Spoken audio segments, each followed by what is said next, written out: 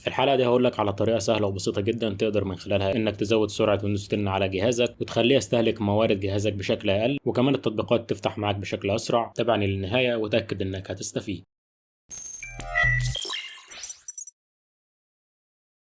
اول حاجة قبل ما تعمل اي حاجة في جهازك لازم دايما تفتكر انك تعمل ريستور بوينت. هنعملها في ويندوز 10 من خلال علامة البحث اللي من تحت، هنضغط عليها وهنكتب ريستور، بعد كده يظهر معانا كرييت ريستور بوينت، نضغط عليها وبعد كده تفتح معانا الشاشة اللي قدامنا دي. هنضغط على بارتيشن السي اللي عليه الويندوز وبعد كده نضغط على كونفيجر، بعد كده هنضغط على Turn on System Protection، بعد كده هنخليها على 5%، تكون مساحة كافية جدا. بعد كده نضغط OK وبعد كده نضغط على Create، بعد كده هنسميها أي اسم احنا حابينه وبعد كده نضغط على Create. هننتظر لحد ما يخلص، بعد كده نضغط Close ونضغط OK، وبكده انتهينا من عمل Restore Point. علشان لو حصلت أي مشكلة في جهازك تقدر إنك تلغي الإعدادات أو التعديلات اللي أنت عملتها في الجهاز. بعد كده نفتح المتصفح وهنبحث عن Windows 10 Debloater، بعد كده هتفتح معانا اول نتيجة على موقع جيت هوب. بعد كده نضغط على كود هنا ونضغط على داونلود وهنحمل الملف ده. طبعا انا محمله فمش هحمله مرة تانية. الملف هو الملف اللي موجود قدامنا ده. بعد ما نعمل استخراج الملفات هيبقى معانا بالشكل اللي قدامنا ده. هنيجي على ويندوز 10 ديبلوتر جي يو اي،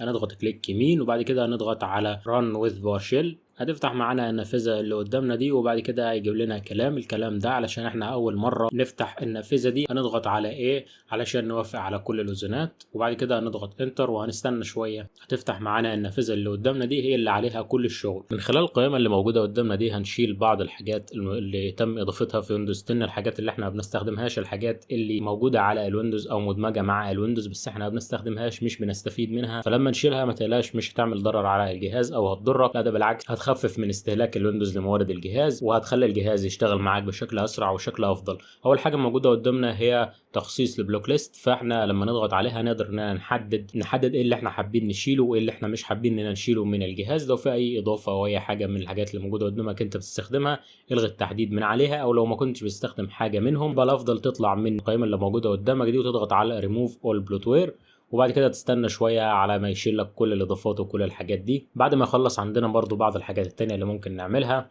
اللي هي زي كورتانا معظمنا ما بيستخدمهاش، فنضغط على ديسيبل. لو بستخدمها سيبها زي ما هي. وعندنا اديت بي دي اف برضو معظمنا ما بستخدموش فنضغط على ديسيبل. بالنسبه للدارك تيم فهي بتخفف من استهلاك طاقه الجهاز فنضغط على انيبل علشان نفعلها.